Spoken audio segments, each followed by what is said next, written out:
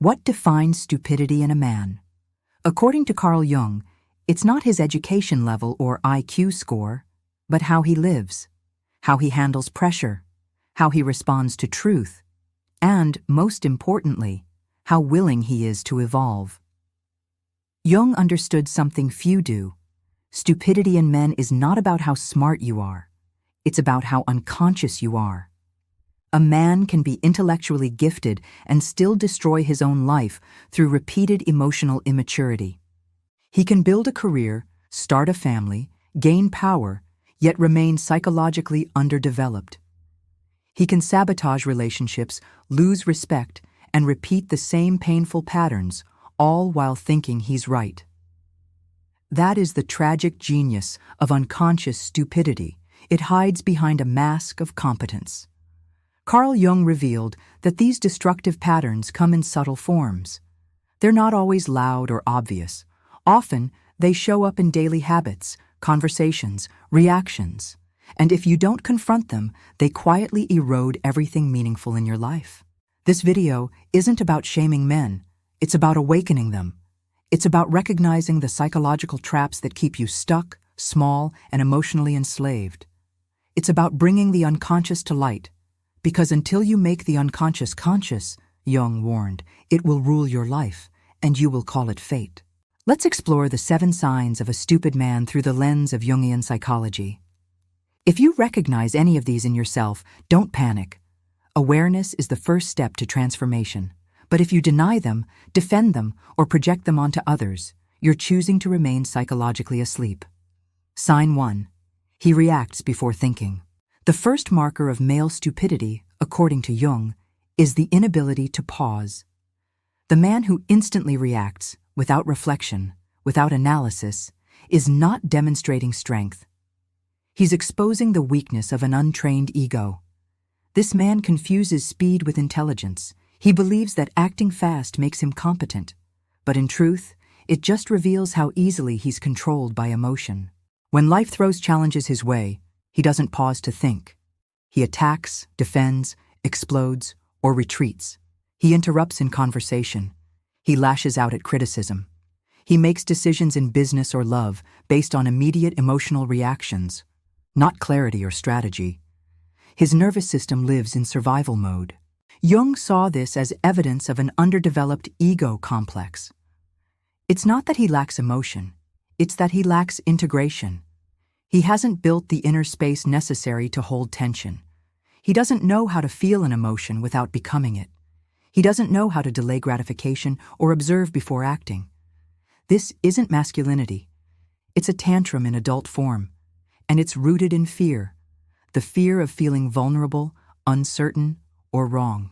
The reactive man is dangerous to himself and others. He burns bridges, he ruins partnerships, he self-sabotages and then justifies it. He doesn't listen because he's too busy preparing his next outburst. And he doesn't grow because he never allows stillness to teach him. Jung taught that wisdom begins with one thing: space. The space between stimulus and response. A pause, a breath, a reflection. The man who cannot create this space remains psychologically juvenile, no matter his age or title. Sign 2. He needs to be right all the time. The second sign of stupidity is ego rigidity. The stupid man is addicted to being right. He doesn't seek truth, he seeks confirmation. Even when confronted with facts, he resists, he deflects, he doubles down. Because for him, being wrong feels like death. His self-worth is so entangled with his opinions that disagreement triggers an identity crisis. His ego cannot withstand contradiction. This is not confidence, it's fragility in disguise. He argues not to understand, but to dominate. He listens not to hear, but to respond. And every conversation becomes a battlefield. Jung called this a failure of psychological integration. The man has not developed enough inner security to allow his beliefs to evolve. He doesn't understand that being wrong is not the end of the world. It's the beginning of learning. Eventually, his relationships suffer. People walk on eggshells around him. They stop sharing truth. They silence themselves to avoid conflict. And in that silence, the stupid man believes he's winning. He's not. He's isolating himself in a delusion. True strength lies in the ability to say, "I was wrong. Thank you for helping me grow." Sign 3. He ignores his own mistakes. Here's the third form of stupidity: denial of responsibility. The stupid man can point out everyone else's flaws, but never his own. When he fails, he blames the team. When he hurts someone, he gaslights. When life doesn't go as planned, he plays the victim. This is projection. Jung warned that whatever you refuse to own within yourself will be projected onto others. The man who denies his mistakes lives in a fantasy and drags others into it. He doesn't grow because he won't look. He doesn't heal because he won't feel. And he doesn't change because he's always changing the narrative instead. In work, this shows up as career stagnation. In relationships, it looks like endless cycles of blame. In his inner world, it creates fragmentation. He builds an image of himself that is spotless and defends it like a religion. But deep down, he knows something is off, and that dissonance will eat him alive. Growth begins when you say, "That was me. I did that. Now I'm going to fix it." Sign 4. He confuses pride with courage.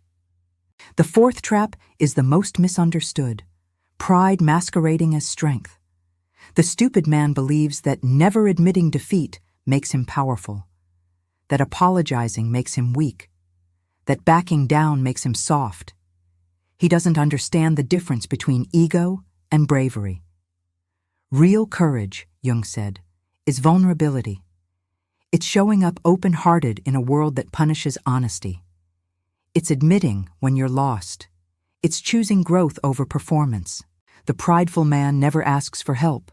He pretends to know. He overcompensates. And in doing so, he makes everything harder, for himself and for others. His pride becomes armor, but it also becomes a prison. Courage is admitting what you don't know. It's owning your flaws.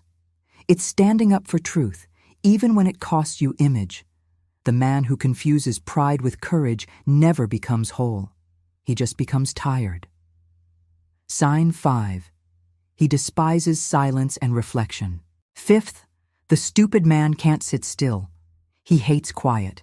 He fills space with noise, talking, scrolling, distracting, because silence would force him to meet himself. Jung believed that silence is where the unconscious speaks, where truth rises, where integration happens. But the stupid man can't handle that. He avoids it like death. He interrupts people. He talks over wisdom. He can't focus. He multitasks constantly. Not because he's productive, but because he's afraid of what the silence might reveal. He's disconnected from himself. And in that disconnection, wisdom dies. The mature man seeks solitude. He honors it. He understands that reflection is not laziness. It's power. Sign 6. He runs from anything that challenges him. Here's the sixth trap: avoidance of contradiction. The stupid man builds echo chambers. He surrounds himself with yes men. He consumes only what confirms his views. He silences or attacks dissent, because deep down, he's terrified that he might be wrong. Instead of integrating new ideas, he rejects them. Instead of refining his thinking, he shields it. Instead of seeking higher understanding, he clings to comfort. This is a fear-based mind, and it will never evolve. Growth happens in discomfort. Maturity happens in contradiction. The wise man invites tension because he knows it's the birthplace of expansion. Sign 7. He seeks validation from those he secretly disrespects. Lastly, Jung warned of a man who seeks praise from people he doesn't even admire. He flatters bosses, he mocks behind closed doors. He adapts his opinions to fit in with shallow crowds. He builds personas to impress people he looks down on. Why? Because he lacks inner authority. He doesn't trust his own judgment, so he borrows his self-worth from others, even those he disrespects. This creates spiritual decay, because no amount of applause can heal a man who's abandoned his own values. The wise man seeks counsel from those he respects. He doesn't need the crowd. He needs alignment. When you validate yourself through people you don't admire, you tell your unconscious, their opinion matters more than my truth. That lie will haunt you. Final reflection. Jung never used the word stupid lightly. To him, stupidity wasn't a character flaw. It was a failure of development. A refusal to engage in the painful, transformative work of becoming conscious. But it can be reversed. Through shadow work, through humility, through truth. These signs aren't permanent. They're invitations. If you see yourself in them, it means your journey is just beginning. And that's not a sign of stupidity. That's a sign of awakening.